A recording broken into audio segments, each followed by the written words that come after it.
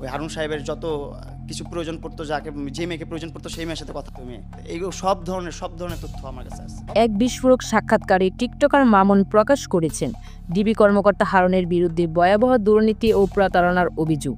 সেখানে তিনি জানান, ডিবি হারুন তার প্রভাব খাটিয়ে যাদের পছন্দ করতেন তাদের ব্যবস্থা করে দিতেন লায়লা। মামুনের ভাষ্যমতে লায়লা ছিল তার বিশ্বাসভাজন, কিন্তু সে আমাকে প্রতারণার ফাঁদে ফেলেছে। মামুন অভিযোগ করে বলেন, ডিবি হারুন আমাকে ডেকে নিয়ে বলেছিল, তুমি ডিবি অফিসে আসো, তোমার সাথে গুরুত্বপূর্ণ কথা আছে।